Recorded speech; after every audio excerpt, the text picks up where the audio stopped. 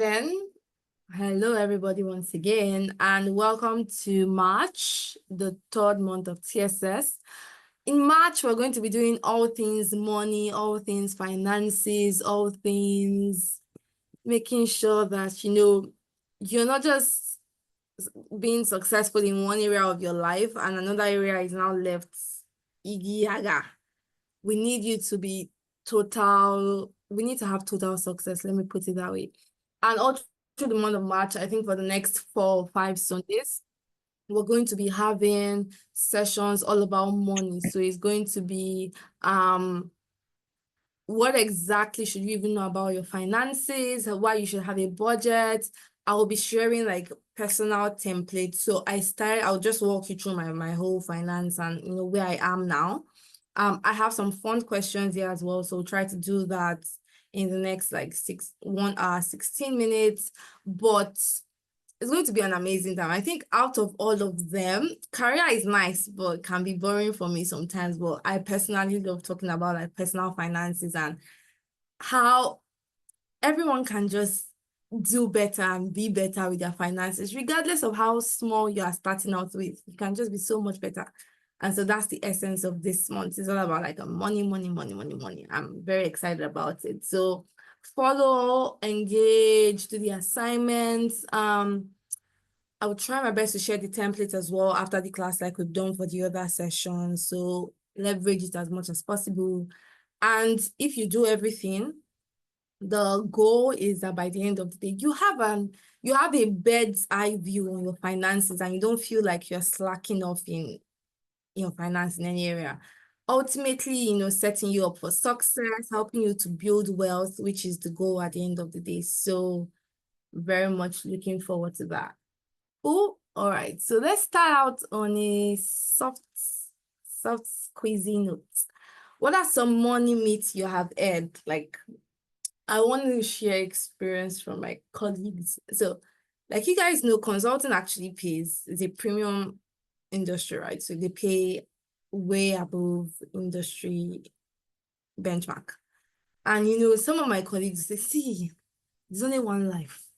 You only live once. So you only live once means I just feel like spending 200K on something very like flimsy. Like what's 200K compared to what I have, which is nice. I'm happy for all of you. I don't judge, but 200K sums up. 200K times 10 is talking about millions.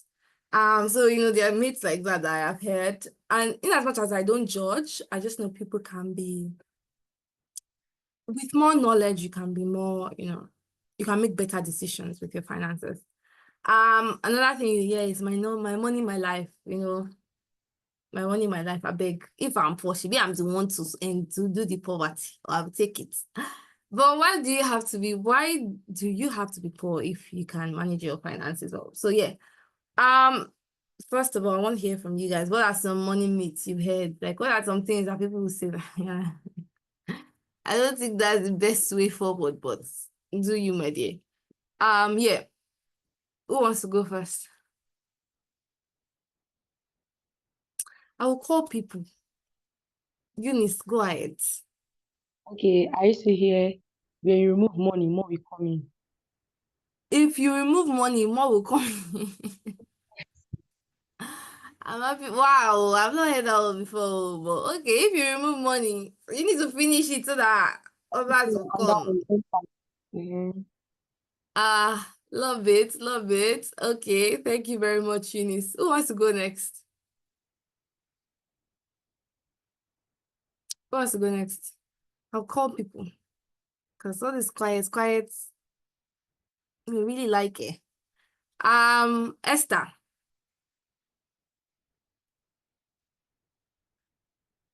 money na water.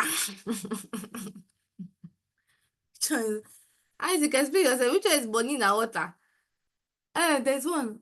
Money is good. Oh, this one is even a song. They sang it in a movie. Esther, you're coming next after me. But the song goes like, money is good, oh, but you can't find love with money. That's all. Did you guys watch that movie? Don't worry, I watched it when I was a child. So you probably didn't watch it, but um, Only high earners can invest. Okay, thank you very much, Asad Mary. These are the myths we are busting today. Thank you very much. Another one I've heard is love is no, this is not really about money, but it says like love is sweet, oh, but when money enter, love is sweeter. That one I believe. Don't let me lie. Love is sweeter with money. Okay. Anyone else who wants to share? But I like the one that Asad Mary shared though. Only INRs can invest. Love it.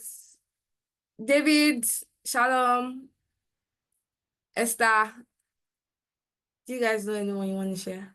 Debbie Jones?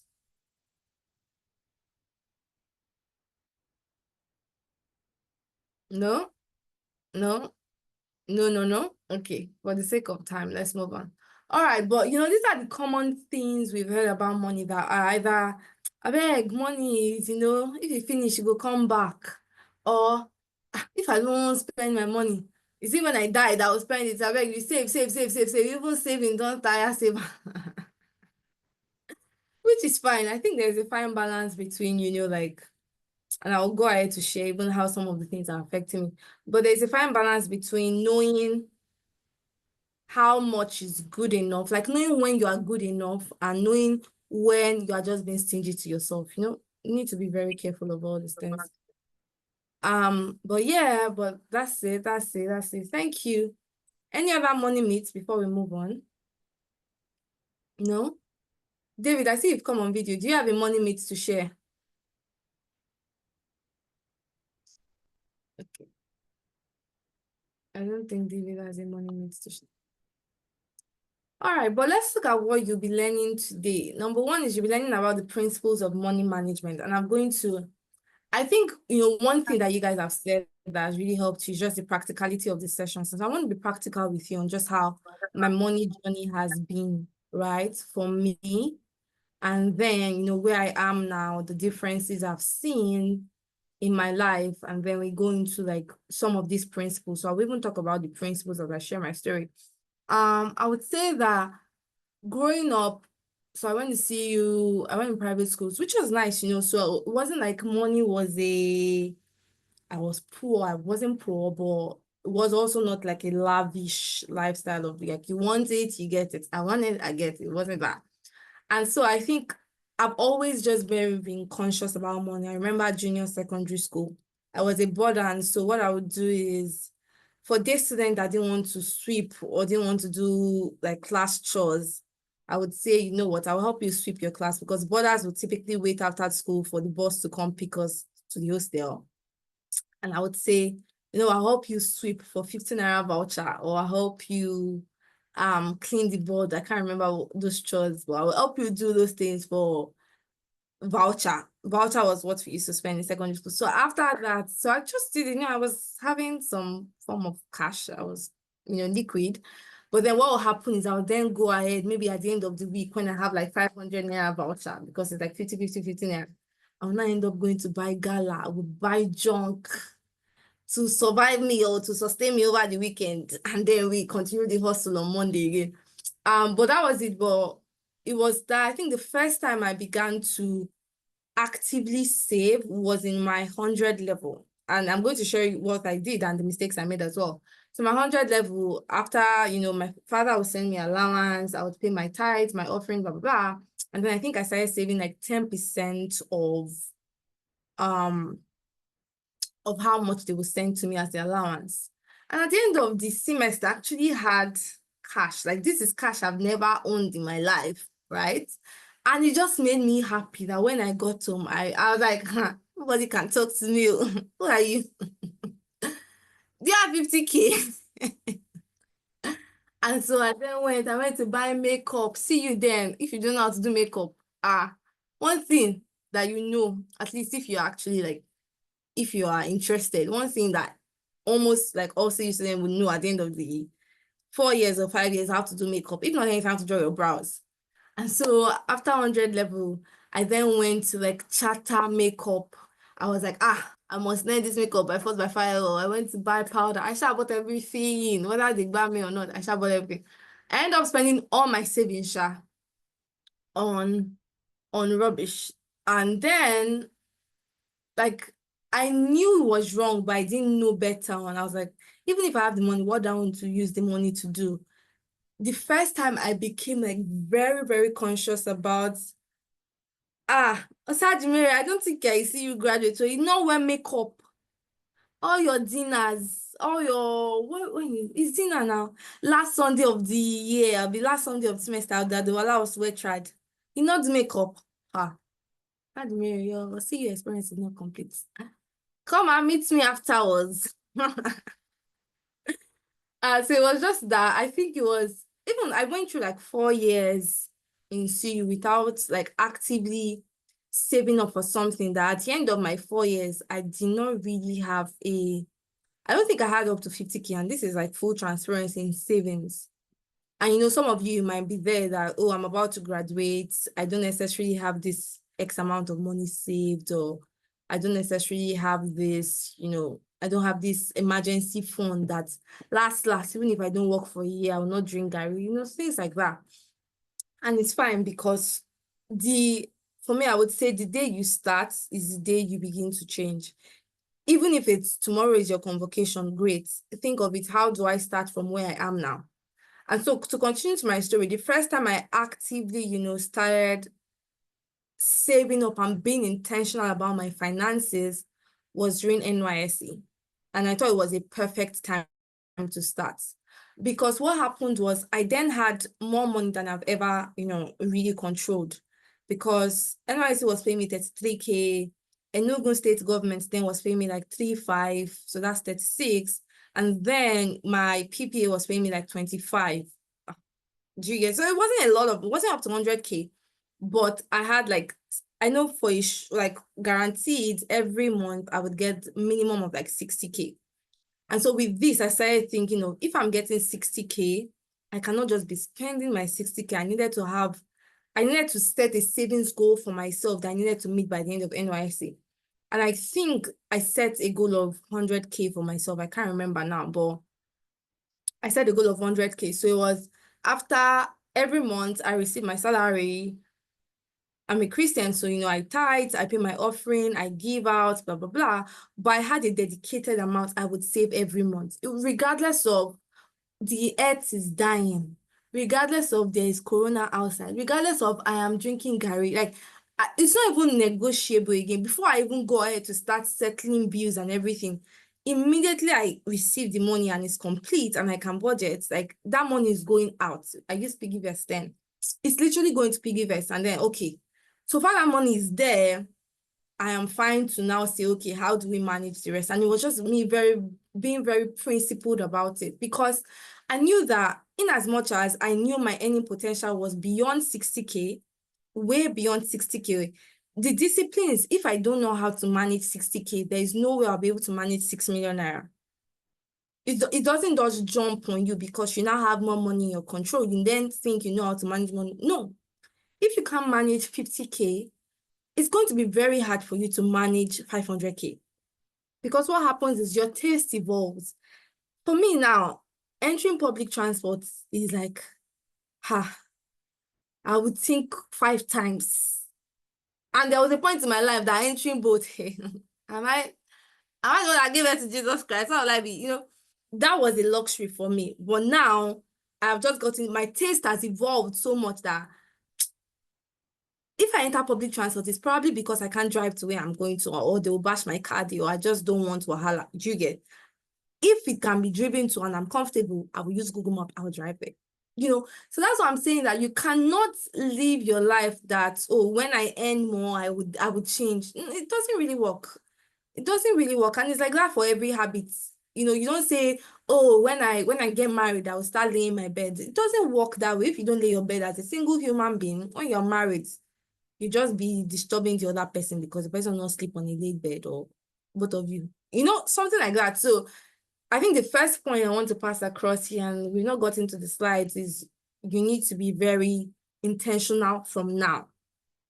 If you can take one thing out, is you need to be intentional from now. If your allowance is 20K, if your allowance is 50K, regardless of how much it is, you can start saving from now. Like, even if your allowance is 5K, you can save at least 500. It is possible. Like, I want you to ingrain it to a point of it is possible for me to live below my means, right? If you don't have that form of mentality, regardless, like, I don't care of the amount. I don't care if you are earning 50K or you are earning 5 million naira every month.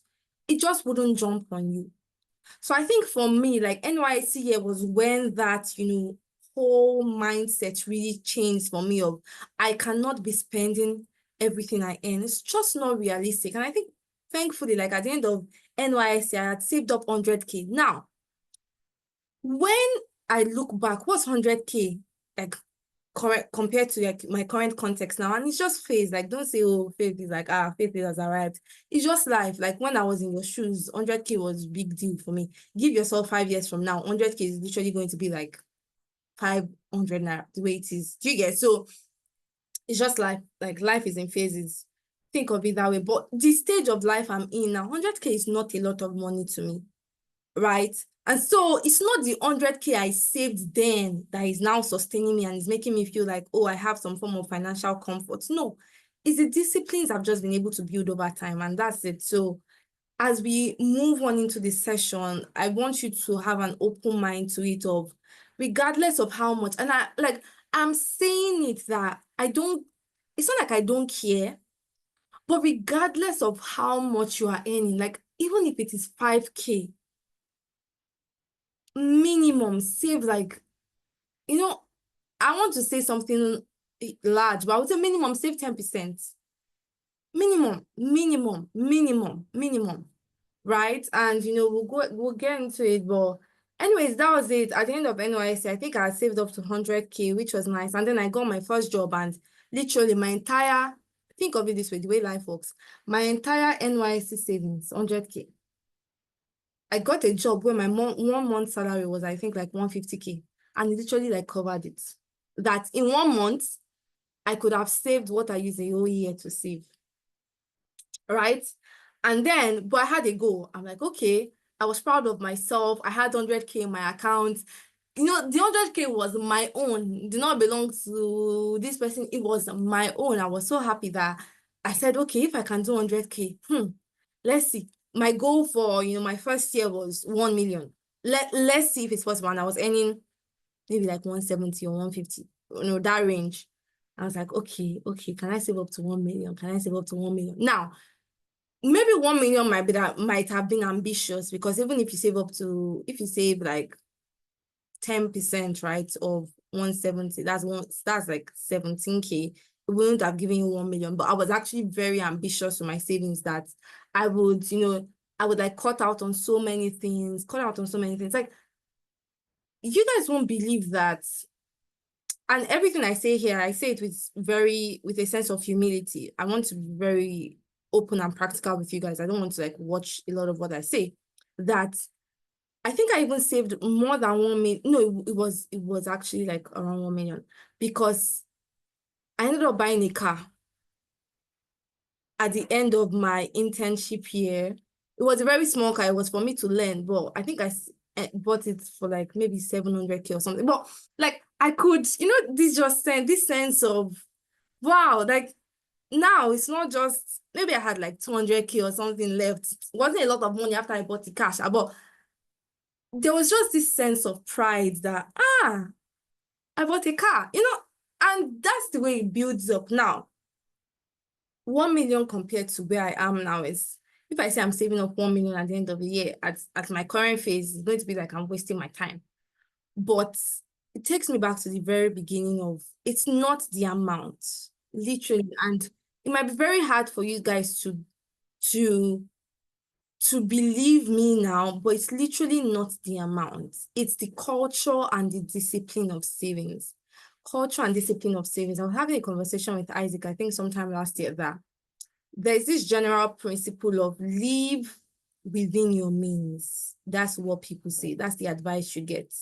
Live within your means. Don't live an, overinflated lifestyle. My principle is live below your means.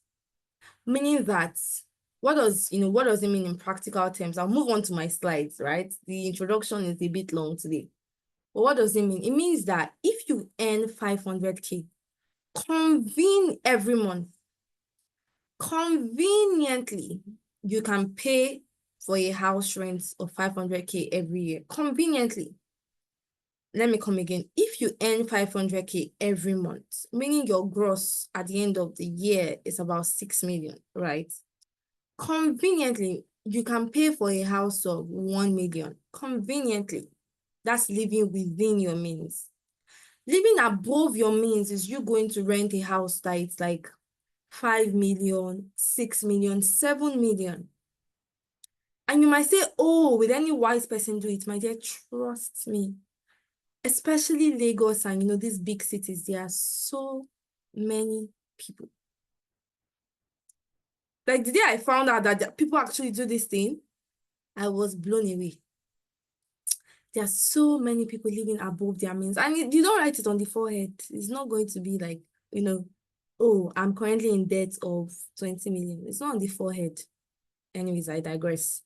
Right? Conveniently, you can live in a house where the rent is 1 million. That's just like 1/6 of your total earning capacity. Great. That's living within your means. Now, living below your means is if you get a cheaper deal where you pay 500K. Now, it might not be as exotic as living in Banana Island, for example, versus living in Yaba.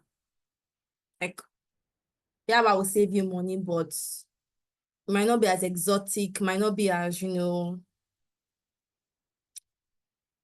status or status lifting. But my principle and, everything I'm saying, take the part that, works for you, drop the rest if you don't agree with. Fair enough. I'm just telling you, my personal perspective is life is in phases and men are in sizes. I'm single now. I can decide to rough it out and say, I'll stay in Yaba or I'll move to Ikeja or Maryland or somewhere that's not that expensive. When I then get married and, I start raising children, for example, I want like comfortable life for my children. I want them to be able to run around freely. I want like an estate. I'll gladly move to Lekki or VI, right? Because now it's like, and I've also progressed in life. So we're talking about if I decide to get married, let's say next year, like my earning capacity has increased, things like that, but I'm digressing a lot. That's living within or below your means. I am a personal proponent of, in as much as living within your means is great, to really build wealth and to sustain that wealth, you need to have a level of financial discipline that an average person doesn't have. I've said a lot as a form of introduction, but that was it. And the way I work now is, so every year, I want to make sure I'm saying the correct thing. I know that I think every year I used to have like a savings goal of, oh, I wanted to save X amount by the end of the year. I think now as I've grown, I'm moving more towards, I want to have certain assets in my portfolio before the end of the year, right? And I will explain all this big grammar, but I would say for those of you just starting out, you choose the life you want to live. Let me put it that way, but you cannot say you want to build true wealth and number one, you're not starting early. Number two, you're not ready to take in some form of restrictions, let me put it that way, or delayed gratification. To build true wealth, you cannot want it. Your life cannot be, I want it, I get it. I want it, I get it. You probably get to a point, but the thing is, your taste will always evolve. For me now, I want what do I really want now? And I can't really buy, or I can buy, but I don't want to buy it now. I want to think. What do I really want? I want to travel. I want to travel to maybe Asia or something like that. I can probably do that. I want to travel to different places. But the restriction comes into say, okay, Faith, we're working with a certain amount of money that you cannot afford to travel to Asia and travel to Europe at the same time. You pick one, something like that, So you never get to a point where it's I want it, I get it, I want it, I get it. It just wouldn't work. But I don't want private jet to maintain. You know how much it costs to maintain private jet. My dear, let me buy a helicopter first. I don't want private jet. Sorry, Isaac sent me a message that I should take private jet. I don't want private jet. But yeah, that's it.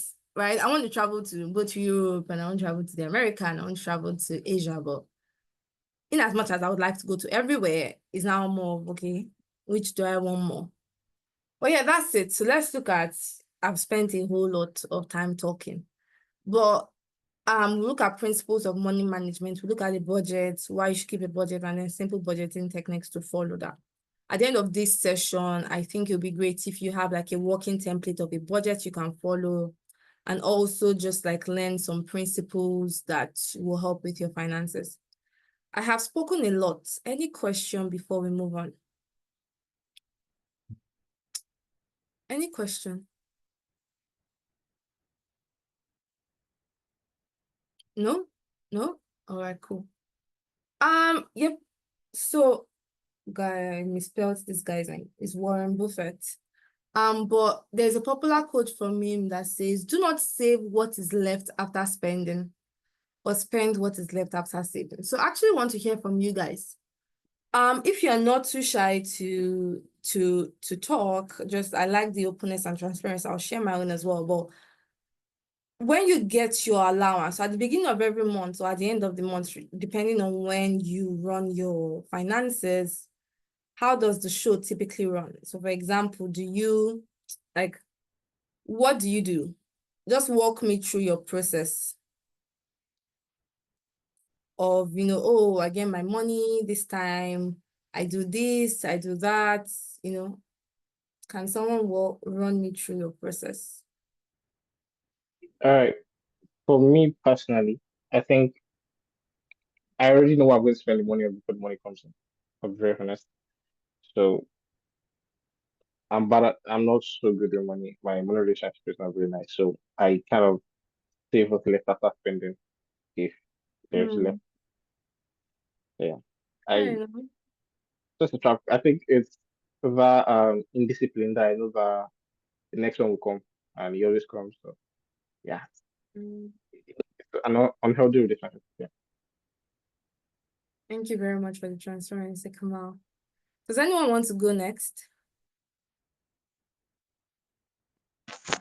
Truth be told, I don't have much of like an arrangement for my I receive my allowance weekly.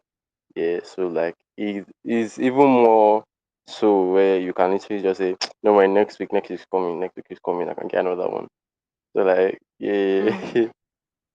So yeah, more or less.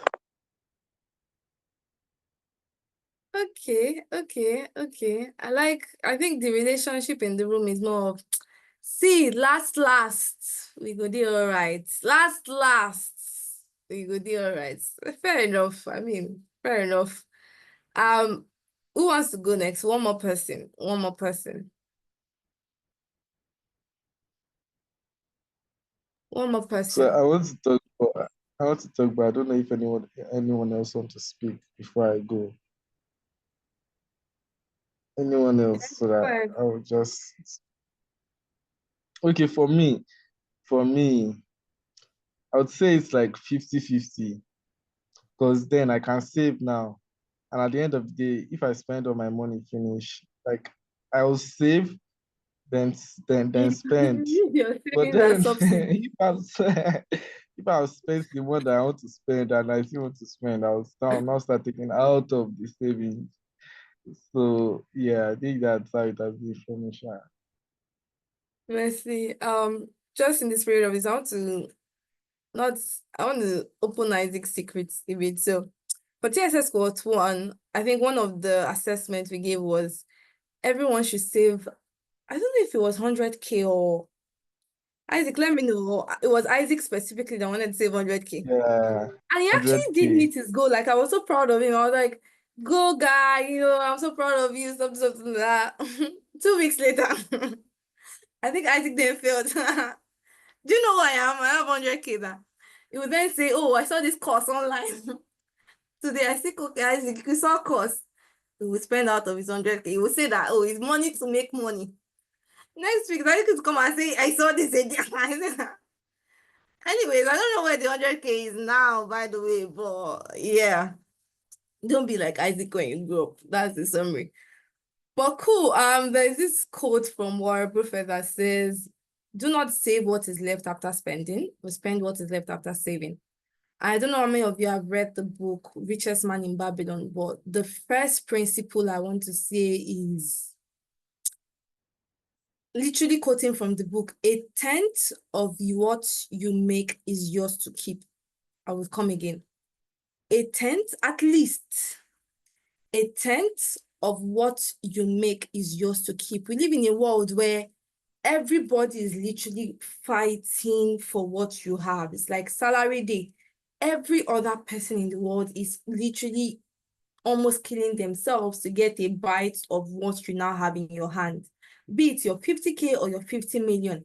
Everybody's trying to get a chunk of it. And if you're not intentional, it won't jump on you. Except you hire me as your financial planner, and then I'll take off the stress from you, and but it won't jump on you. The first thing you do is, after your commitment, and I'll share my budget to show you guys how it works, but after your commitment, like literally what's next for me is savings and investment. I don't care if the landlord is, and if you do this, you never get to a point. David, is that actually possible? Well, yes, it is. It is. I think it is. And you guys should. I want you to come from a place of, if this lady is saying it's actually possible, maybe it is. Like, if I'm telling you that it is possible, don't.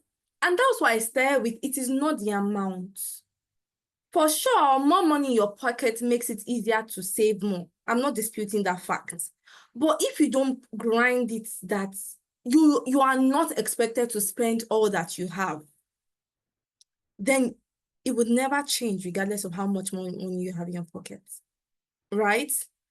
So the first principle I'm passing across is, at least, minimum, 1/10 of what you have is yours to keep. Now, the balance I want to put here is, you probably then become like Isaac, where after some point you have a sizable chunk of money saved up, and it's not like, oh, I have this money, what do I need to use? What will I use it for?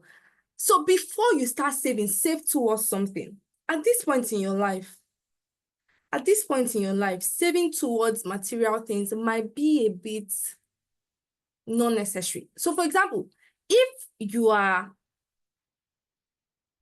currently serving, right, NYSC, and you have, NYSC pays you 33K, let's say Lagos State government pays you 5K, I don't know how much they pay.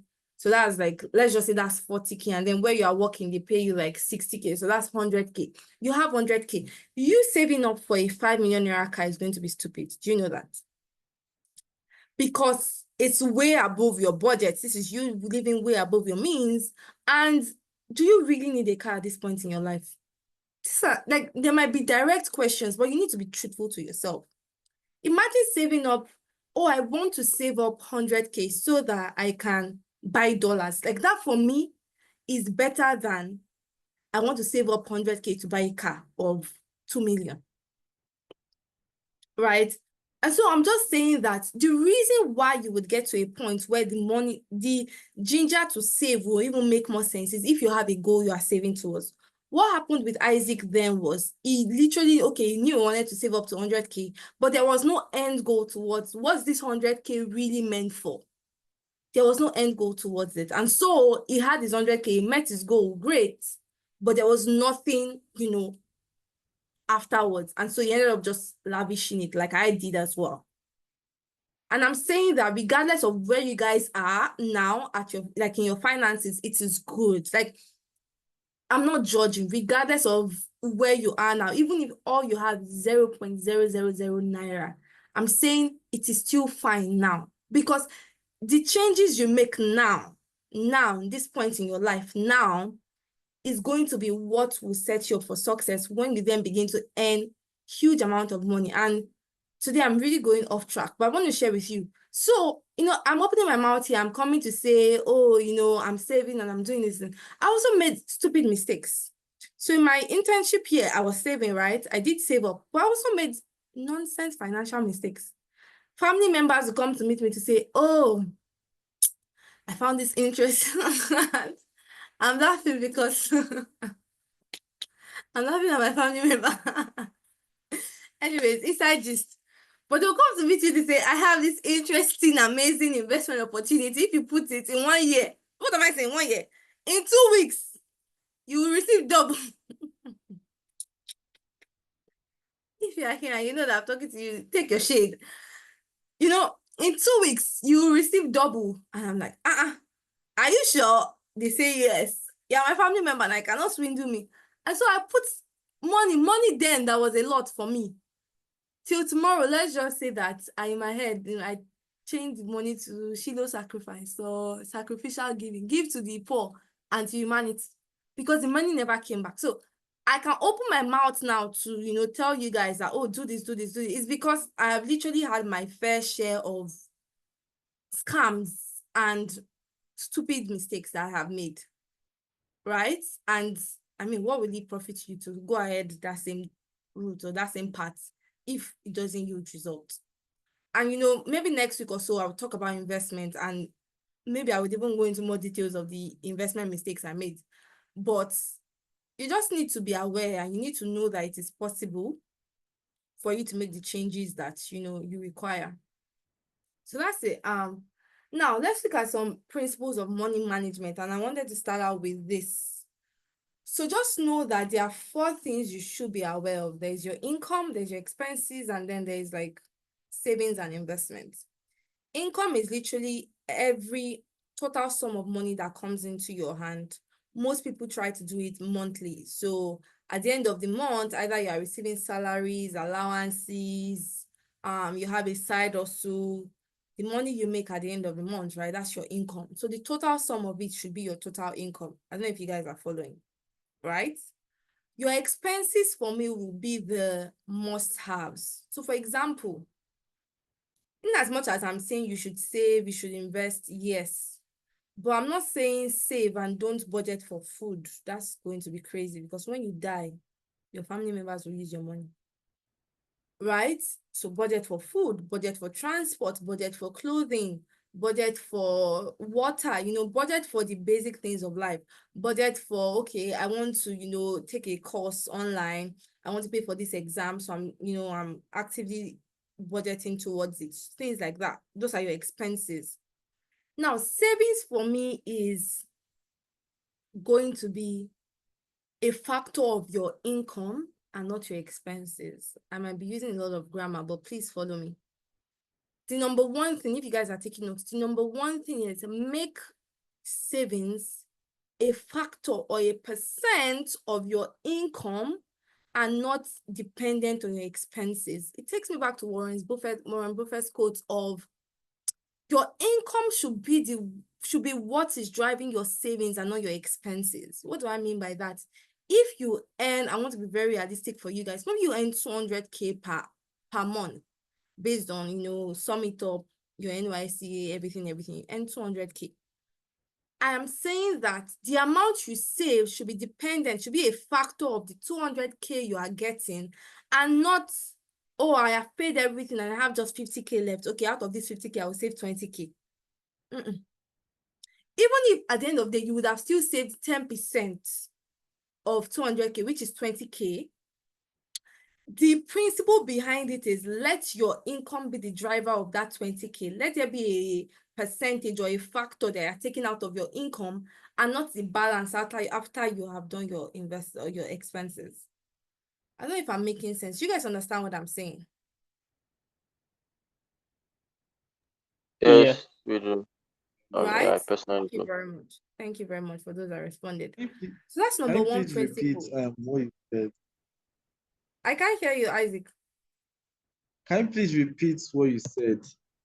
I I mean said the that let phrase you your said. savings be a factor of your income, or be dependent on your income, whichever grammar you understand better. Be a percent of your income and not your expenses. Let it be a factor of your income and not your expenses. Let it be dependent on your income and not your expenses.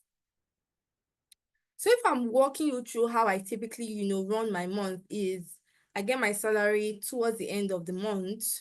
After that, like, I am so, and this might just be faith being faith. You don't necessarily have to do this, but until I'm ready to budget for the month, until I'm ready to, like, because I have a budget I work with, until I'm ready to sit down and dedicate 30 minutes to just getting my finances in order, I am very, like, constrained. I won't touch that money. Like, even if it's a week, it would take me to just, dedicate 30 minutes to 1 hour to just sit down, allocate, balance in, balance out, blah, blah, blah, blah.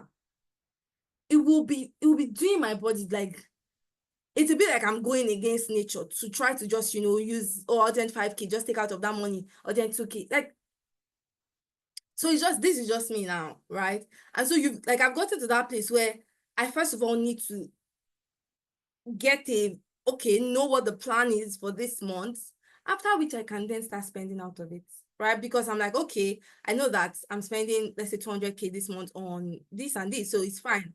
In my head, I've already done the budget. Even if you come and meet me, oh, I need this, I've already allocated that 200K for you, so I don't feel like I'm going out of my way, or I don't have an understanding of what will be left after I take out that 200K. But I'm just saying that you need to get to a point where you are very intentional about owning your finances and you controlling the picture rather than letting other people control it for you. Because the more money you have, the more you think you have more luxury or liberty to do things. And it's when you look back, you then realize how much you have lost. For example, and I'll share this story and I'll move on. I was having a conversation with someone the other day and was telling me that he just spends, so he does not have savings. I'm like, I literally did not believe him. I'm like, yeah, you're joking, right? He's like, he's serious, he does not have savings. If he's saving, it's because he wants to spend it on something. I said, so you don't have any money at all, that there's no necessary, like an emergency fund? Like, oh, no. And this is someone that is earning in millions, I can tell you for sure, is earning in millions. And you don't even have 50K, that this money doesn't necessarily have a purpose, but God forbid one thing happens and I need to urgently pay for something, I have something to fall back on. Nothing. I didn't say anything that day because some things are just not your business, but that was when I realized that this thing is not a factor of how much money you have. It's actually not. It's a you thing. And if you don't figure it out now, when you don't have money, it's going to be very hard, even much more harder when you then have money. All right, so I said income, expenses, savings, and investments. So one thing I learned early on is, another principle is, you save to invest. You save to invest. That's the second thing. You save to invest. What do I mean by that? It means because investments sometimes might require a huge chunk of money. What have I invested in? I want to talk about, like, my early days, not now that I'm doing all these things. I would say that I bought index funds, probably index funds. And if I'm using a lot of grammar that I don't understand, I promise to at least go through the basics in previous classes. In next classes, so coming classes, I'll try to look at index funds and investment. But index funds is basically a form of share. Let's put it that way. So you guys know about shares, stock, and the rest. So think of it, if it's going to be very risky because Trump is now the president of America, you don't know if he's going to ban all the companies. And so it might be risky for you to buy Apple shares. What if Apple collapses tomorrow? I don't think they will, but what if they do? Or it might be risky to buy Tesla. What if suddenly Elon Musk and Trump just begin to fight tomorrow and Tesla shares just goes, whoosh, what if? And so to prevent the risk of buying one share, that anything that happens, it might fall, you buy a basket of shares. And so the way index funds work is the top 500 companies in the US, right? There are some investment bankers and all the smart guys that they have basically bought all these shares and then they will sell it to you as just one share.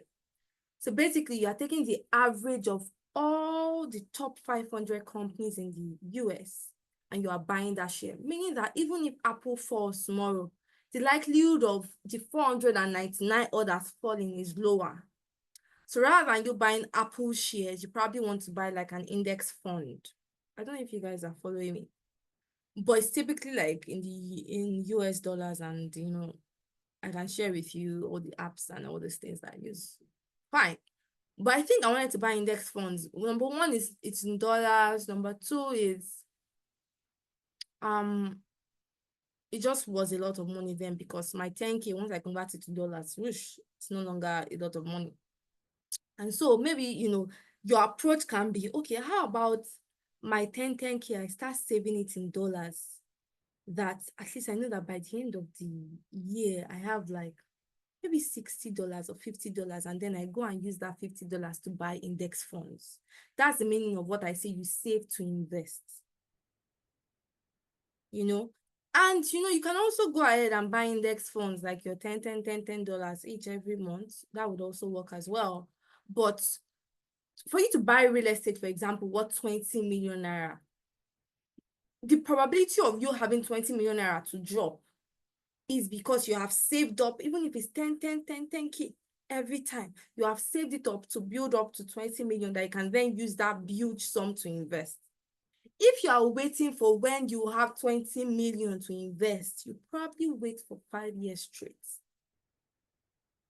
Or if you have a sugar daddy, you are a model, maybe 1 year or 2 years. Right? So you save to invest. Then when I talk about expenses, I'm talking about, fixed expenses. For example, I said things about your rent, regardless of how much I'm asking you guys to save, invest, do all these things. Like, there are some principles.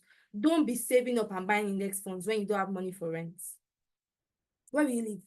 Don't be saving and buying index funds and you are suffering yourself. You are not eating well. There's a fine balance between being stupid, for lack of a better word, and being wise. You need to figure it out yourself. And then there's variables. So, okay, I can pay for Netflix or not. Netflix, I have Netflix on my budget, but I don't pay for Netflix every month. And Netflix, how much is it? Maybe 3, 5, or 5K. I can't remember how much. Well, if I want to, okay. If I don't want to, okay. Those are variable expenses. But things around maybe like fuel in the house, that's fixed for me. I need to buy fuel in my car. I need to buy fuel in my house. Regardless of how much savings I'm saving, it's going to be very irresponsible of me not to account for those things when I'm, budgeting for the month. Or, house bills or, things like that. You just need to budget for it. And then what happens is your cash flow. So your cash flow is what is left after you take out your expenses. Now, the way people think it should work is, oh, you have your income, you minus your expenses, and then you have your cash flow.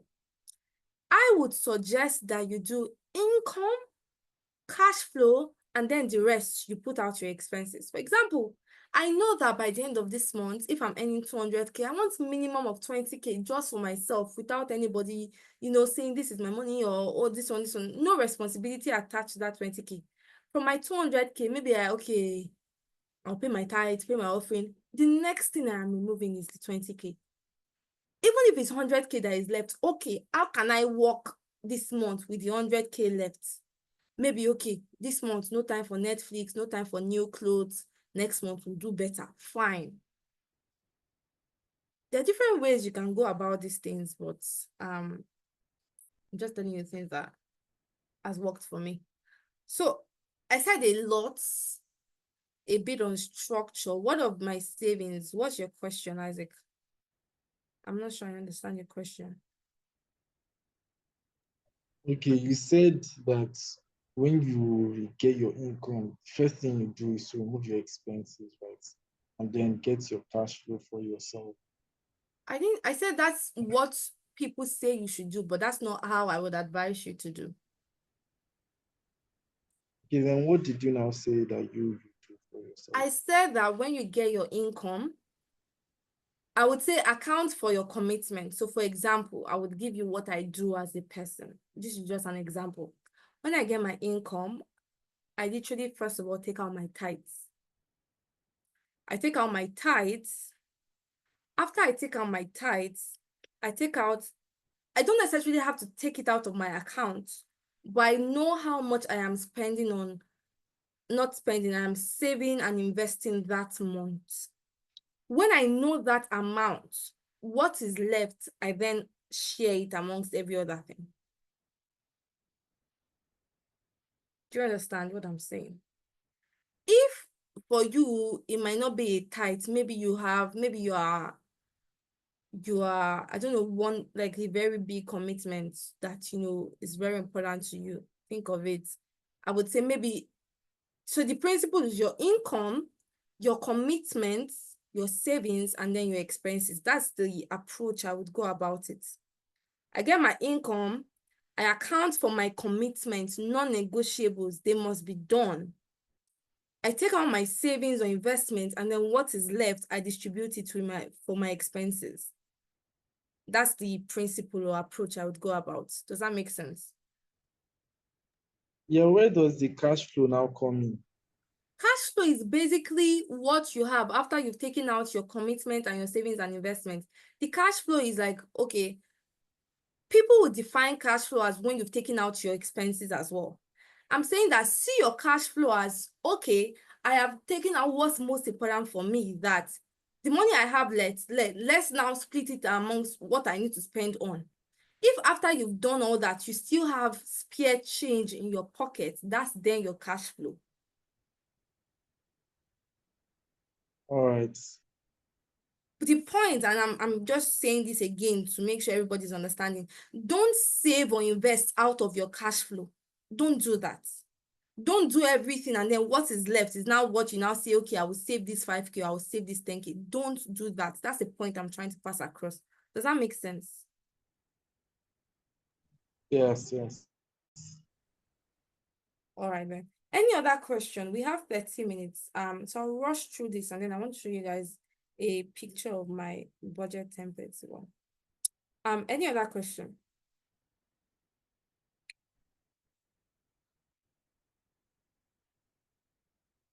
No?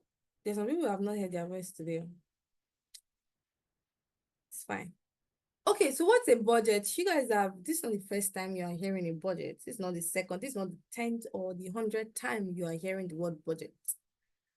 I would rush you through this, but I want to also, in the spirit of being very practical, I want to walk you through the timeline for me with a budget. A budget is basically what you use to plan your income and expenses. It's a plan for managing your money. If I was to define it in one word, it's a plan for managing your money. Why should you have a budget? Because it helps prevent overspending. In simple, granular words, it helps you to save and invest, and then it helps you to differentiate between your wants and your needs.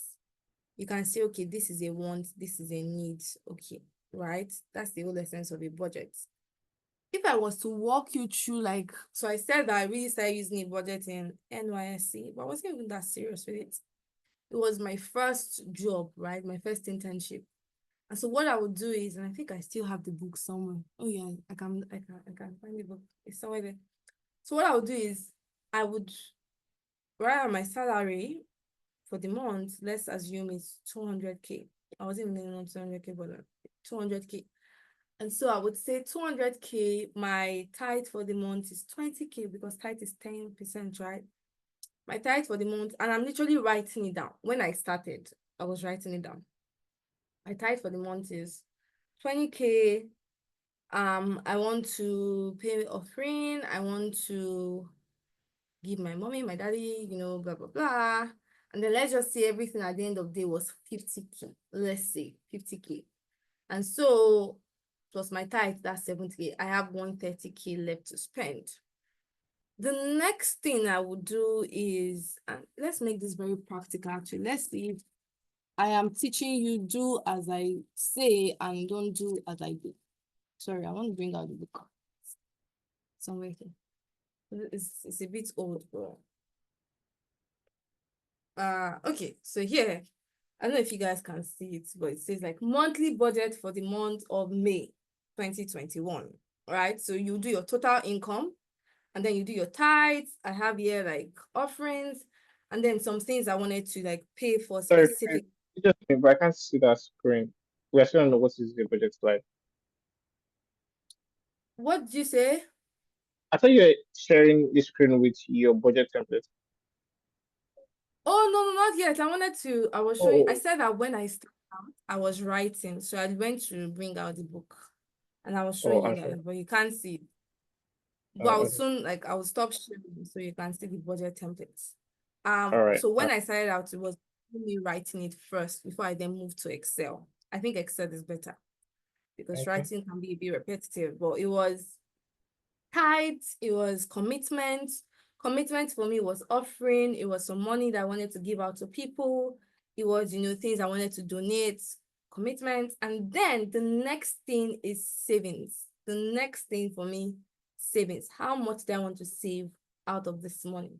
How much do I want to save out of this money? And I had a particular amount there. And then I then went to, okay, I want to contribute for this person's birthday. I want to give out to this person, things like that. And but it evolved every month. So this was for May.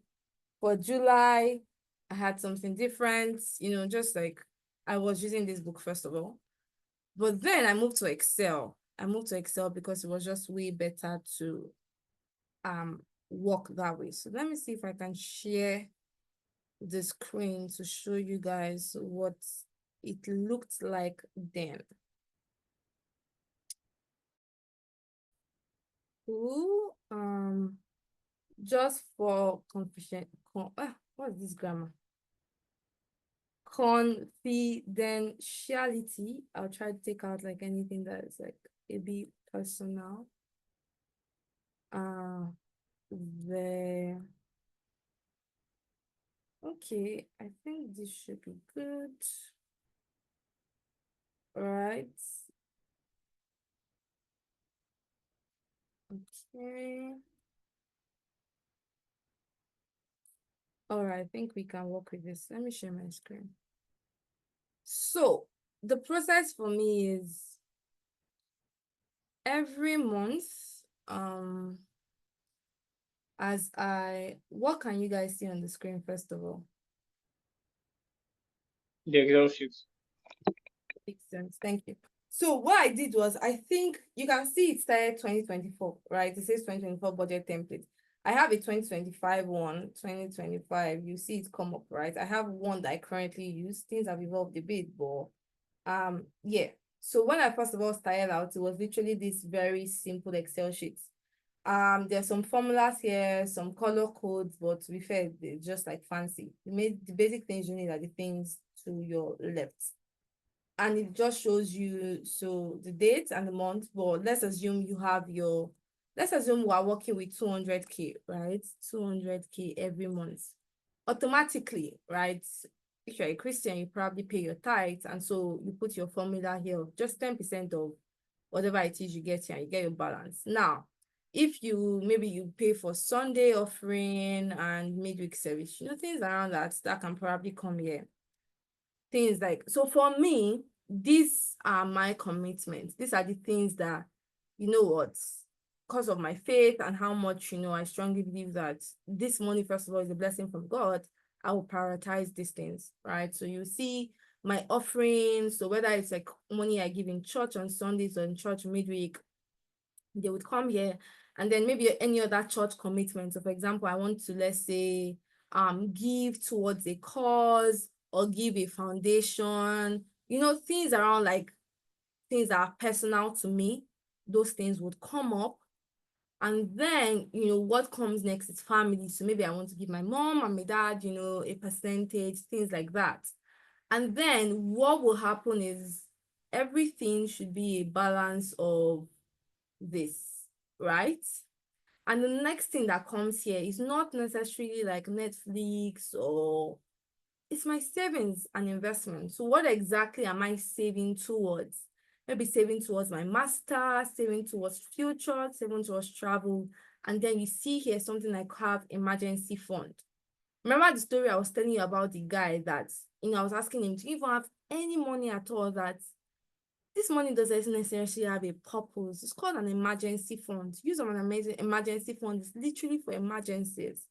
What if, you see a good deal, for example, of a car, maybe 10 million naira, for a car that is typically worth around 20 million naira, but you don't have any more. You don't even need to have the 10 million, but it's easier for you to convince me to give you 2 million naira for a 10 million naira car. If you yourself, you already have 8 million naira, that you've saved up, or you can take out of your emergency fund. The use of an emergency fund is literally for emergency. You never know the day, God forbid, if there's an accident, God forbid, something happens, we're not praying for all these things to happen, but it's going to be very, very foolish of you to live unprepared. Let me put it that way. So for me, I'm saving for this, I'm saving for this, I'm saving for this, and I'm also saving an emergency fund as well, right? So this was my budget. Now note that this has evolved a bit, just like life has evolved as well. And then the next thing, that I put our money aside was for my academics. I'm still writing exams now, so I know that if the total exam fee, let's say 100K, because I don't want to, just take out 100K at once. It might have been it might be a lot to take out at once. If I have 5 months, I can put like 20K every month. I'll save 20K. That's more sustainable for me. And if I was to just give an experience of what has worked well for me regarding like house rent, getting a car, paying for exams, it's that I never get to a point where I have to take out a huge chunk of my salary to do something. I know someone else, right, that you tell her that, oh, house rent is due next month, or you're meant to pay your house rent, and she'll say, oh, I'll take it out of my next month's salary. And for me, it just never made sense. Like, why would you do that? Just because you can. But what if they pay you late? Just what if? What if you have an issue with your bank and you cannot access it for a full month? Doesn't mean you don't have your house rent to pay. So there are different principles around this thing, but I'm just telling you what has worked for me. I never wait until something is due, before I then say, oh, I want to buy a car of 10 million, and because my salary is 15 million, I'll just take that 10 million out of it. No, never do that.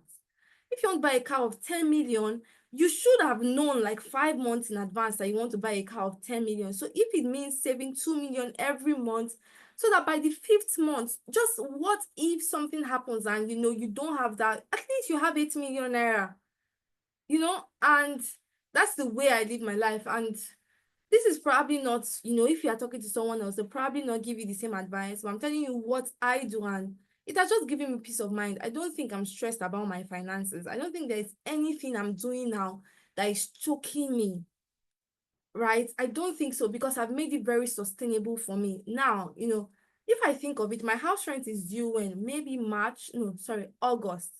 In all fairness, I don't think I have my house rent saved up now. But my house rent is like, ooh, it's not a lot of money compared. Anyways, it's not a lot of money that I can say, and I'm even going to do it from this month. I need to start saving up for my house rent. Even if, yes, it's not a lot of money, but it's literally entering into millions of naira, that I will start saving up for me. Even if it's every month, save up 500K until the time it is due.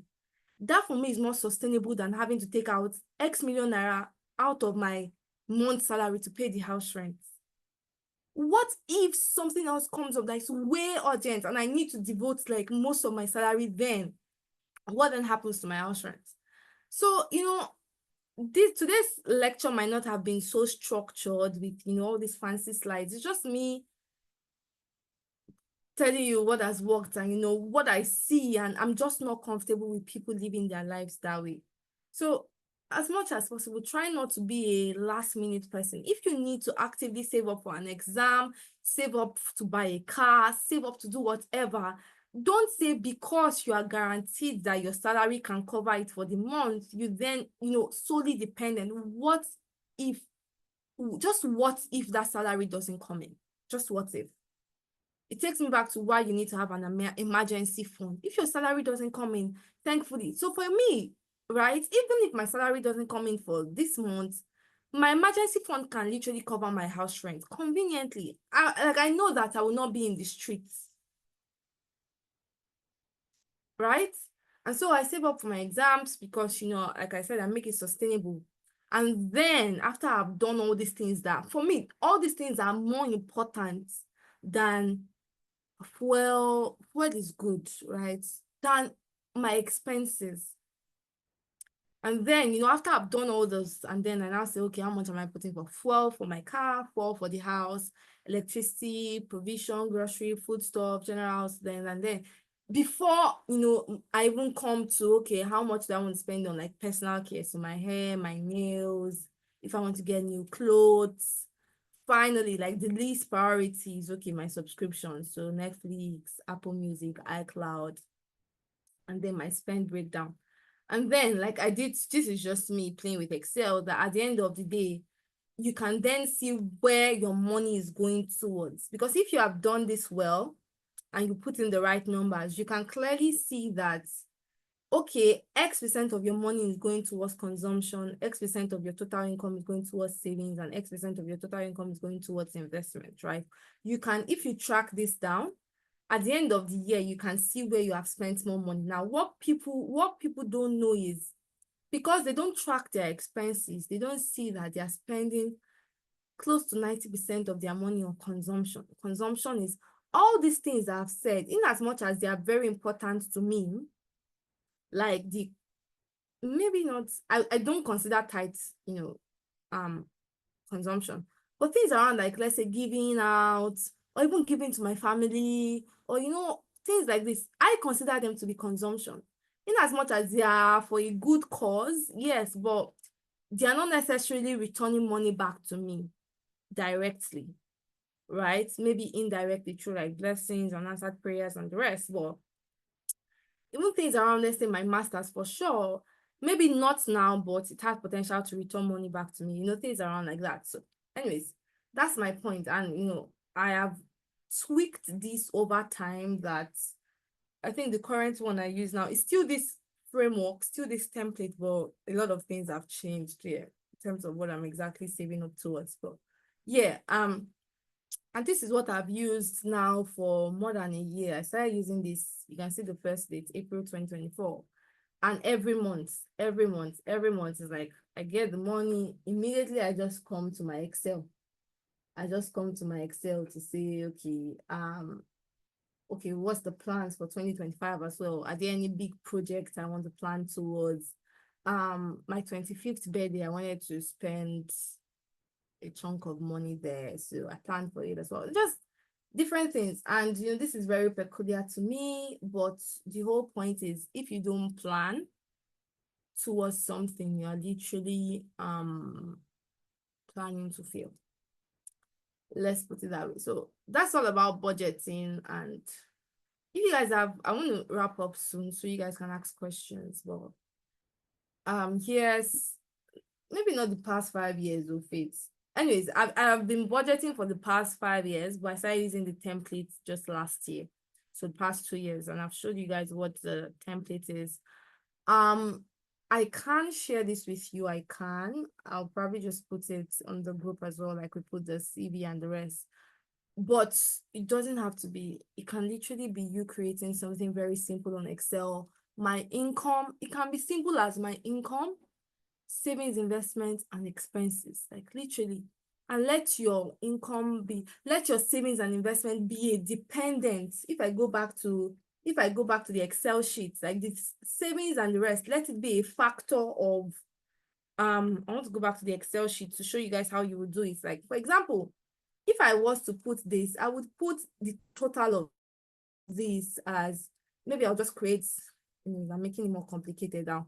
But I'll literally put this as, it must be equal to 0.1. That's 10% of whatever this amount is. It must be equal. That means when you are done, I must see 20,000 naira here. If not, I need to. Do you get? Like, you need to make it dependent on this amount, this total income, and not a factor of, oh, what is the balance after this?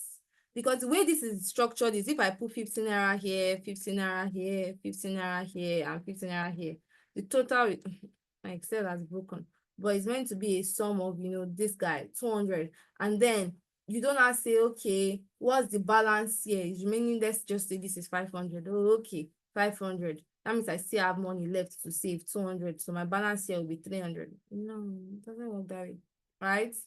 So anyways, I hope you guys have learned something. I feel like I've just been rambling. Cool. So I've spoken about budgeting templates, and this is just a hint towards what we'll treat next week, which is about your net worth. So one thing I'll share I feel like I'm sharing a lot of stories, but not late last year, let's say middle of last year. So I had been, I have been saving, I have been investing and doing all these things, but I realized that if you asked me what my net worth was, I couldn't give you an amount. I could just say, oh, I think I have this amount of money here and this amount of money here. No, but if you ask me, oh, what's your net worth? I couldn't actually give you a particular amount. And that's very wrong. At every point in time, even if your net worth is 20K, you should be able to say, when I bring all my savings, investments, assets together, it's worth a sum of this. Now, what this helps you is because for example, I have set a goal for myself that, very ambitious goal that before I get to 35, I put it at 30 before now I'm closing, I'm nearing towards 30. Maybe we should revise the goal. Let's just say I put it like, before I get to 30, 35 to 40, let's put it that way. Like I want to have, I think maybe like $1 billion or no, not $1 billion. Sorry. Sorry. I correct. There's nothing God cannot do, by the way. But I put like maybe like $1 billion or like $100 million or something like that. I can't remember. Now, will I achieve it? That's my goal. Even if I don't achieve it, because I am working towards that goal. Even if I get $10 million, sorry, I did not put 100 million. I remember, I put 1 million. Let me be realistic. Yeah, the goal is either $1 million or $1 billion, one of them. Whichever I get to first. Like that's my before 40 goal. I should be here, right? Either, and not money that I'm using for my day-to-day expenses. No, like money like in assets, in investments, in savings, things like that. Assets, let's put it that way. That can be cash or real things. But that's it, like either $1 million or $1 billion before 35, 40, things like that. So now that's my goal. That's why I need to have my net worth in my head that, oh, okay, I'm currently at X. It could be maybe 99. Maybe I'm at 99 million and no, what am I saying? 999 million that I just need 1 extra million to get me to $1 billion. Or I'm at 9 million and I still need to times by 100 to get to $1 billion. But for me, it helps to keep me in check. I can say, Faith, the way you are going, you are not going to reach this thing by 40, but because I have that goal in mind, I can track my net worth over, right? And so that's why I think it's important. But, the question is, do you even have a view of what your net worth is about? So I didn't plan for this to be an assessment, but I want you to think, and it's fine if your net worth is 5K. Like everything I'm saying, I think the caveat I'm putting, it's not about the amount. Like, don't leave this call feeling like, oh, you've not done anything with your life. That's not the purpose of the call. It's not to make you feel like, where am I starting from? I literally told you that I was graduating from school. I didn't have 5K to boast of. I had saved up 5K. Like, it's the truth. I did not. I said at the beginning of the call to give you guys full context that when I became serious on my finances was NYSC. NYSC, that was when I said, I want to actively save, invest, do all these things. And even with my actively save, invest, they still scammed me during my NYSC year twice. So this is not I've done it, I'm perfect, I'm the best. No, I'm saying that the earlier you start, like every day I think back and I'm like, I'm so grateful they scammed me during, when I was earning 200K. When I was earning 100K, 150K, then like, what's the most? They scammed me, or let's say 75K. That looked like my entire life savings then. But I'm so happy it's not now they're scamming me. Do you get? And I'm not saying that, the prayer every day is Holy Spirit, just help me, oh, please. I'm not saying I know everything, but help me not fall into the devil's, hand. But what's my point? You just need to know where you're going so that you can track if you are on your way or if you've missed your road. That's the whole essence. So please, please, and please, that's the first assessment actually. Just check of it. How much do I even have in my piggy vest? How much do I have if I've saved dollars? How much do I have in my Cowrywise? What are all these apps that people use these days? How much do I have in my Afri Invest? How much do I have here and there? Like when you sum up everything, if you, let's say your parents have given you something as a form of inheritance, it's part of your net worth as well. Whatever is an asset, if you have, ideally people add cars to their assets and people add houses, but I won't add a car. Like I didn't add my car now to my net assets because for me, if it's not producing money, I don't consider it to be an asset. But ideally, people would add things like cars, house I would add, well, maybe not a car, but if you want, people add like cars and the rest to their, so something you own, so you can just sum it all up. And it's not about the money. It's not about the money. You can set a goal that, okay, before the end of this year, I want my net worth to be 150K. Even if you are 5K now, you can then start actively taking steps towards it, right? I don't want to spend. So I put here that, is there anybody on this call per adventure that mistakenly we didn't know that you're a multi-millionaire in dollars, but you seem to have $500 million as your net asset or net worth? See me after. I also offer investment services. I can give you advice. But yeah, this is just joke, but you need to have an idea of what your net worth is. And yeah, I think we've come to the end. So the assessment for this week is, I wanted all of us, first of all, to create a budget, but I've added one more. So it's your net worth and your budget. Isaac will try to upload the templates by the end of today's class and the slides as well, so you guys can refer to it more. Yeah, that brings me to the end of the session. I hope it was helpful. I feel like there's still a lot more that I would like to share with you. Things around, if all you have is 100K, how do you invest your first 100K? This is not, I'm not claiming to be perfect, but I think I know, I think I know enough, maybe not enough. I think I know some things to share. Let's put it that way. Things around how you can start out now earning, monthly salary. Do you know it's very possible for you to have a form of passive income that you can add to your allowance every month from, I don't know, savings bonds that the government offers. You can think about like index funds. You can think about like buying shares. You can think about saving in dollars. You can think about mutual funds. There's so many things that they're not necessarily scams, but the school system doesn't just teach you these things. And I think it's very important. For me, it's very important to know it when you don't have that much money. So that when you have money, like immediately you are making money moves. You're, doing all these big things in life, which I would love to see. So I'm really looking forward to it. I'll probably like try to merge a lot of things in the next 3 or 4 classes that we have, so that when we end, I'm so happy that I have poured out all my knowledge to you guys, and especially on finances. But yeah, that's it. I want to answer anybody's questions, anything at all in the last 1 minute that we have. Any questions at all? Anything that was unclear?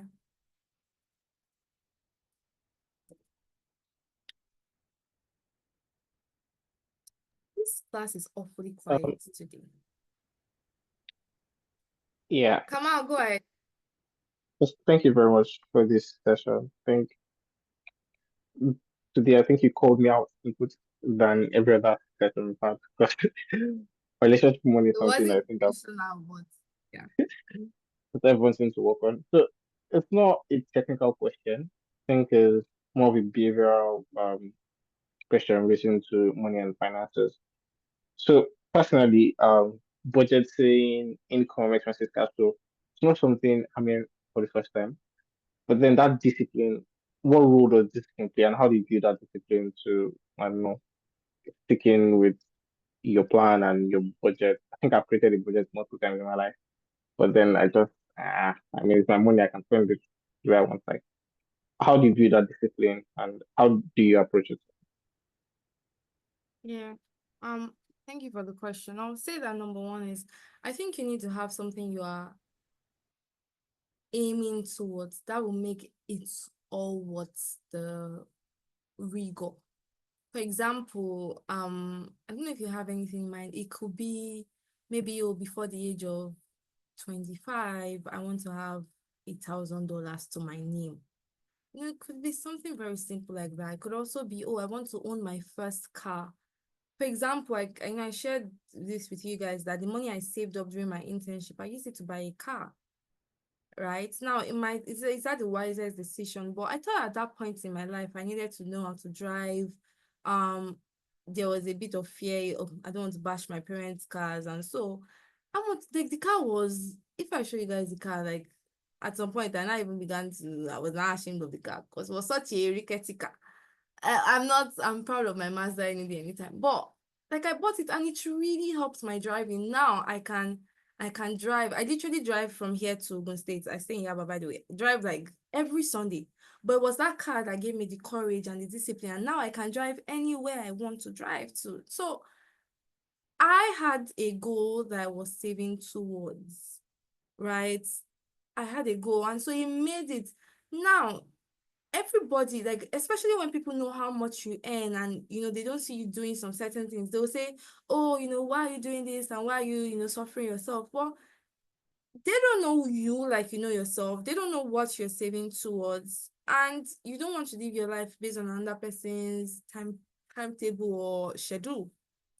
So the way to make it work is you need to have something that is driving you more than the current comfort that you have. Right, you need to have something that is driving you. Why do you need to be disciplined with your money? You need to have, oh, I want to buy my first property before 30. It can be something like that, something that is very ambitious. But for me, it's even if you don't achieve it, if maybe you don't buy a property, but are you able to buy a half plot of land? That's an achievement. And so I would say, like, the way I've lived my life is you need to dream big. You need to dream big and be very ambitious that even if you don't achieve that goal, what you eventually get is still above average of what people would think you can get. So, budgeting takes time. Maybe I don't say it takes time. For me, I'm a naturally prudent person. Like my mommy will say, Faith, now if we go and meet her, she will say she'd not plan for it. They've already told me to something else in my house, but it's fine, right? And I'm not trying to dispute it. That's me. I'm not even trying to make you think I'm different. I'm literally that. Like, if you tell me something, I'll say, okay, thank you. Can I plan towards it and I'll get back to you? That's me. Nobody can come and put me under pressure. I'm not that type of person, right? So it might have come more easily to me because just my nature. But for someone that, yourself, maybe you're more prone to spending than saving, you need to have something that is driving you. It needs to be, oh, I want to, have this net worth. It could even be, I want to save up to buy a car, or I want to save up to buy something, I want to save up to do something that eventually drives that habit that even when you've met that goal, the habit is still there, right? The habit is still there. And one thing budgeting does is it saves a lot of money than you think. If you know that all you have this month to spend is 50K because you have locked up the remaining of your other money, piggyback safe lock or carry wise safe lock, like that even if you shed tears, that money will not come out. You will adjust whether you like it or not. Your body will adjust. All this shawarma just down the road that I just came back from school, I'm too tired to cook. You will go and find the energy to cook that ever. So your body will adjust whether you like it or not. So it takes some form of discipline, but I would say number one, you need to have a bigger thing that is driving you to do that, and you need to know the why. And I would say that when you do this consistently for 2-3 months. And when you see the amount you have been able to save, gingers you to do more. But I would say one thing that would really drive you is maybe have something you are saving towards. If you have something you're saving towards, don't make budgeting too complicated. You don't need to use my fancy Excel sheet. Maybe I won't even share it so that it's not confusing you. If all you can do is just on your phone, you have a note that says total income is this. I want to save 10%. Maybe the first step is you need to say what percentage of your income are you saving, regardless of what happens. Best practice is minimum of 10%. Like, you guys, especially at this point in your life, maybe not now when you are still relying on allowance and stuff, maybe you start earning up to a sizable amount. You should start looking towards saving 20, 30, 40, 50. I dare say sometimes even 60% of what you earn. Because now you don't have children, you're paying school fees, like you're literally solo, right? But it might be a tough one. Say minimum 10%. Minimum, I'm saying even if it's 5K you have, please save 500 naira. Just start, you know. So maybe the first goal is say what's your X% that you need to save, and then maybe that money comes, take it and go and lock it somewhere where you know. Not that you just, you go and put it in a bank account. I don't really use it. I don't really use this bank account like that, but you have the ATM and you have the PIN and you have the I beg, be realistic with yourself. But then what will make that goal or that savings make sense is if you have something you're saving towards. Yeah, and I think when you start seeing the results, like even you yourself, you will do it conveniently. I would just say that, all the people you see today that you admire because of their wealth and the rest, they would never have achieved it if they were spending lavishly. It's just hard to. Even if they did, they wouldn't have been able to like sustain it over the years if all they did was spend lavishly.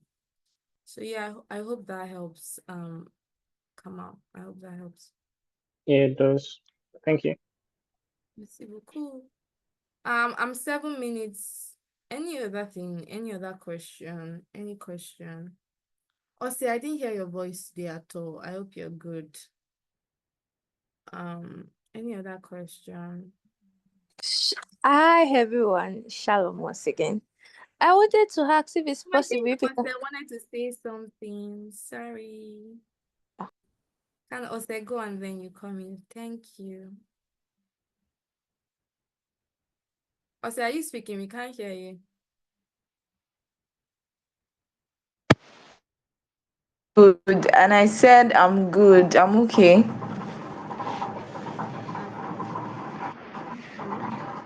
good. Thank you. Mm. Shalom, go ahead there.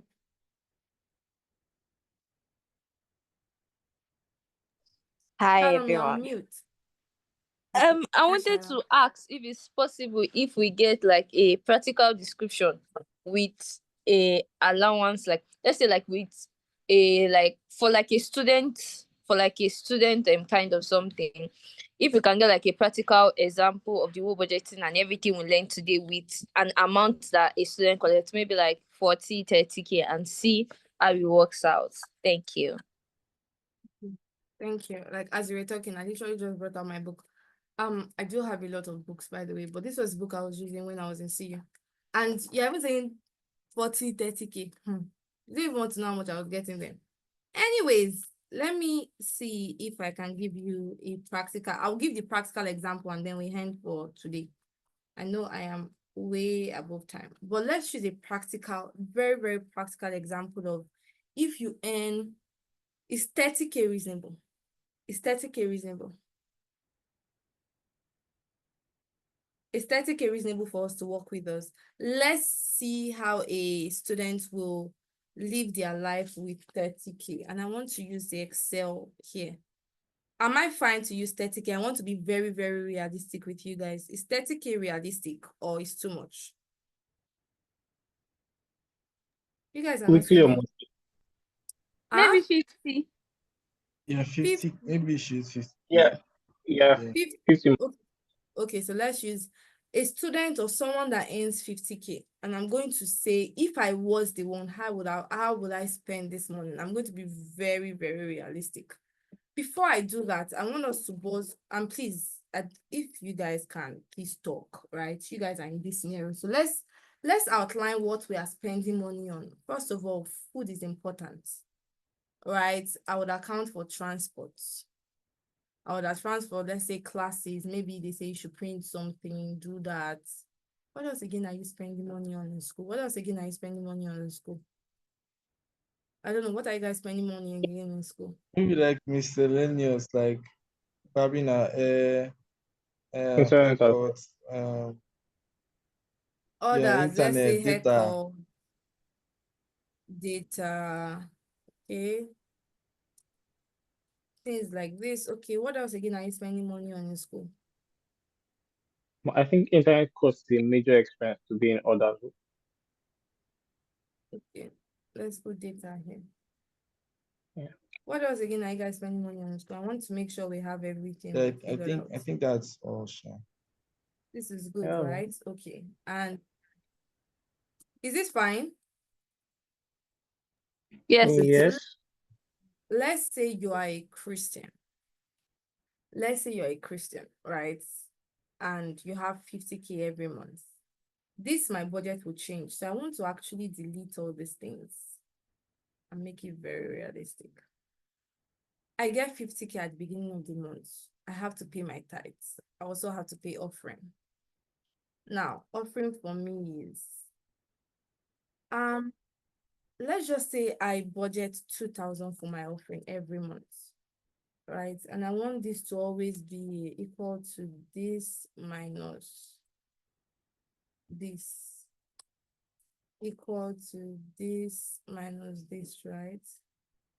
I want this to be the balance. I don't know what this is. Let's just go ahead. All right. So at the end of the day, like I'm looking at my other commitment. If I was a student, I would make this my commitment, my tithe and my offering. Full stop. Right. I won't do all this, giving to my mommy, giving to my daddy. Like that's not, you have not gotten to that phase in your life. So at the end of the day, I have 43K left. Right. Okay, good. I want to put here I want to save minimum of 5K. Like there is no way I will save less than 5K because I'm working with the principle of at least a tenth of what I have is mine to keep, right? So I'm putting it here minus this. And you see how I'm doing it? I'm literally sorting out the basics first. Now I have 38K. Okay, good. I'm not going to be ambitious and say I want to say 5K every month. Good. All right. In terms of priority, I'll put food here. Food is priority for me. Now, if I have 38K and I want to pay, let's just say food is going to take a lot more. Transport, all these orders, I'm going to put 5K here. I'm also going to put 5K here. Meaning that, all the old miscellaneous, I don't want it to pass 10K, right? Fine. Food, I'm then left with food, transport, data. So let me put it actually here because we then need to say orders, let's say my haircut. Sometimes you will not spend this much, but it's fine. Even this 5K, are we sure we want? Let's put 4K here. Right? 4K for, let's say, haircut, water, and let's say I'm printing as well. Let's put I want to increase it, but I'll put 35 or something like that here. Classes as well. And you guys know yourself here. This minus, sorry. Who? Okay. Is this correct? Yes, I think so. I will then bring food. So now food here requires calculation. I eat 7 times a week, right? 7. On average, 7 days a week, sorry. On average, how much do I spend per day? Now, if I have a budget of 50K, are there some things I can buy at the beginning of the week that will kind of subsidize, let's say, the need to spend every day on breakfast? For example, if I buy bread, if I buy cereal, it saves me money on breakfast, right? I don't need to always spend on breakfast if I have bread and cereal in my house. Does that make sense? I'm trying to, if I was the one with 50K, how will I spend my money? That's what I'm showing you guys. If let's say bread is like 1-2, so every week I actually budget, every month I budget for bread and I do ×4, right? What's ×4? So I budget. So in my budget, I'm literally putting, if I can ever get a cheaper bread, but I think bread is expensive, it's 4-8. And then here as well, I put, I don't know how much cereal is. What's cornflakes and milk? Maybe under 5K. I don't know, to be fair. This is just me trying out. Okay. I have this left, right? This is how much? 9-8. That means I don't have to spend money on breakfast. If I'm not eating breakfast, let's just say I go to class, blah, blah, blah, blah, blah. I spend money on, let's say, lunch or dinner, right? Let me be realistic with you guys. If your budget is 50K per month, I don't know how much food is in your school. I don't know if it's going to be realistic for you to be eating breakfast, lunch, and dinner. Don't let me lie to you. Right? If I was the one in your shoes with 50K, I would rather have all this, bread, cereal, things I can eat, solid meal, and then I would have like another solid meal. Now, depending on, yourself better, you can say, okay, I prefer to have a good lunch so that dinner I can just have maybe Indomie, maybe moi moi and gari, something very simple, but it doesn't require me to spend a lot of money on.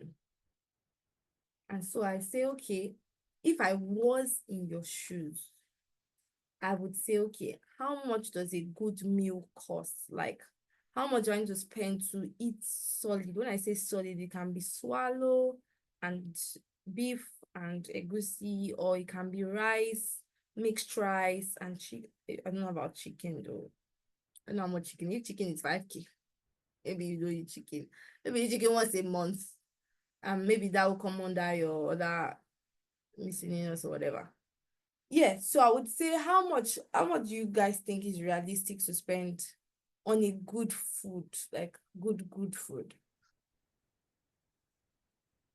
I think first, maybe like personally speaking, I can't hear breakfast you clearly. is not okay. I don't know. I think the people that are meant to answer it are Kamal and David, or maybe 1-5 sharp. But I mean, let's hear from them. Per meal, 1-5, okay. Does that make sense?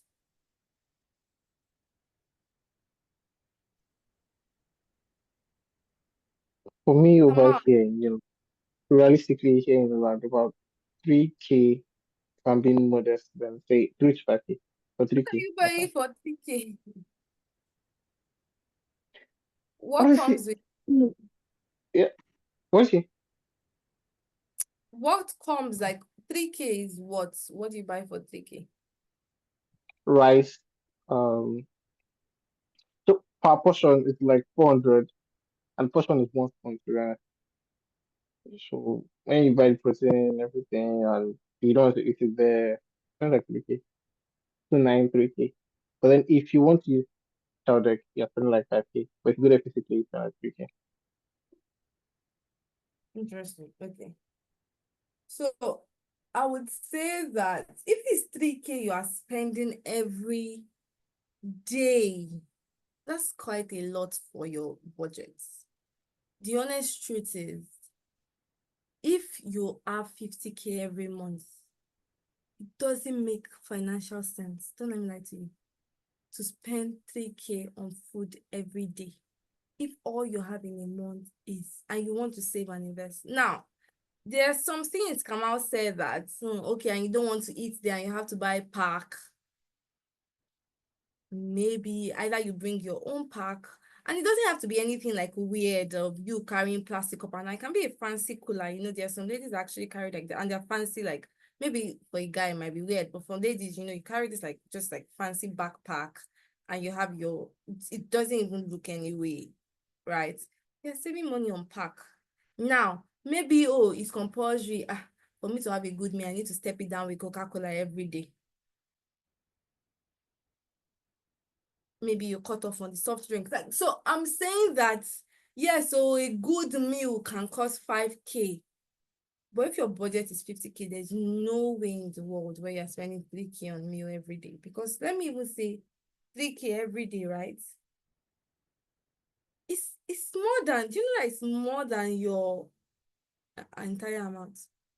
3K every day times 7, 21 times 4, 80 something. So I think come out 3K is good, but there is no way you are earning 50K every month and you are spending 3K on a meal. It won't work. Don't let's lie to ourselves. There's no amount of math I want to do here. It won't work. Eunice, I see you're muted yourself. You want to say something?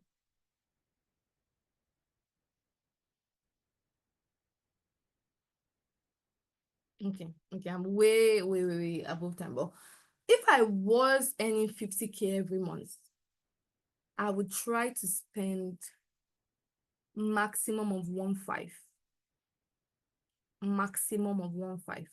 My budget would typically vary between 1K to 1.5. Now, that might be very unrealistic, meaning that I'll probably want to, if you're in a federal university, maybe think of cooking yourself rather than having to buy food every day. Like, I'm not saying it's the best life. I'm saying if you want to work with what you have, I'm giving you options, right? Maybe 5K at the beginning might be a stretch, which I don't think. I don't think so. And let's just work with 1.5. I wanted to show you guys something. If we work with 1.5 every day, this will give us what? 7 times 1.5. 10.5.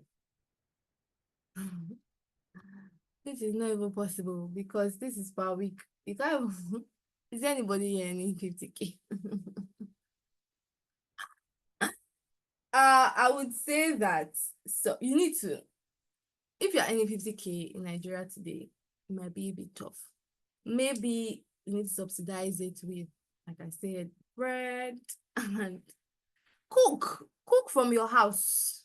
Cook from your house, because there's no amount of maths I want to do that will make me spending 1.5 every day work. It won't work. But if you cook from your house, and let's say at the beginning of the month you budget 20K for food, that okay, this month I want to spend 20K on food, and I go and I buy food stuff worth 12K in my house. So I have rice, I have stew, I have vegetable, I have gari, I have bread, right? And you can get this for 12K solid. And then you have the 8K that, okay, there are days I don't feel like cooking, and then you cook. That will work for me. So to be fair, don't let me lie, all the smarts we're doing will not necessarily work. If I was with you, I would say budget like 20K for food every month. That's what I would do. Where your 20K can now be, I buy food stuff worth 12, because so far you're buying food from outside, the math won't make sense. Don't let me lie to you. Don't let me lie to you. If you're in a school where you cannot necessarily like cook, then let's have another discussion. But if you can't cook, it's just going to be tough with 50K. Remember that if this money increases to 100K, you suddenly have much more at your disposal, right? Sorry. If it increases to 100K, you suddenly have much more at your disposal. So don't forget that it's really a factor of your total income. So I would put food 20K, I would put data here, I'll put like 10K, maybe because you're in school, you need to buy internet. I'll bring my transport here as maybe not 10K. I don't know why you guys use data on classes and others, right? If food is 20K, let's just say we reduce this to 7.5. Transport, I don't know, maybe 5K. Classes, we said 3.5. And then this is 4,000. Right. Let's see what this sums up to.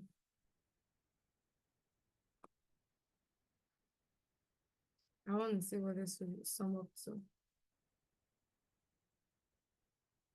No, actually, we already included. Okay, sorry guys. I already included these two before up. So okay, I just need this go to sum 32,500. My balance is this minus. Okay, my balance is equal to this minus this.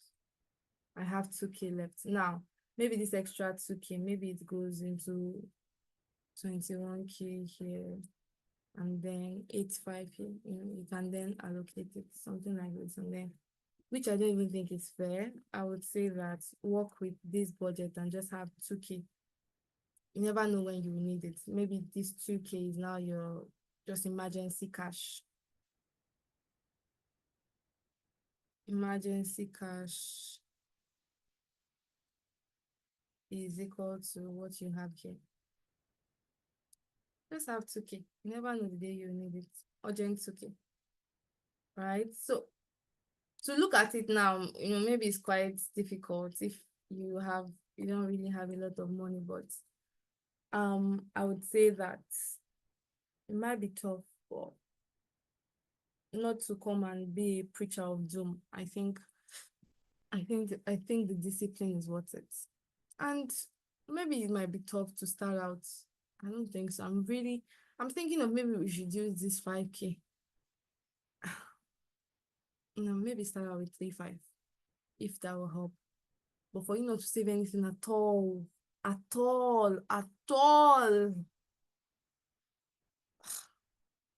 not a supporter. Shalom, I know we did this exercise and even me, I got confused at the point, but I hope it makes sense. It's not as easy as it looks, but I think Yes, it you is. would you'll figure out what you can compromise on. Maybe you don't need as much data. Maybe you can, I don't think you should starve yourself to death because you want to be financially disciplined. Maybe, maybe it's also reducing, just figure out what works for you here. Maybe with 50K, to be fair, I don't think your offering is really the one driving the spending. It's just 2K. Even if you reduce it to 1K, it doesn't solve the food problem. So, yeah, maybe figure out, okay, if all I had was 20K on food every month, what's the best way to maximize that 20K, And yeah, I'm sure we'll figure out what works for us. But yeah, that's it for me. I'm way, way, way above, I've taken much more time than we had for this session. But I hope you guys learned one or two things. I hope it was practical. Like if I was to summarize everything, you need to take your finances into your own hands and please, I beg you, and I'm very serious about this, let no month go by without you saving at least something for yourself.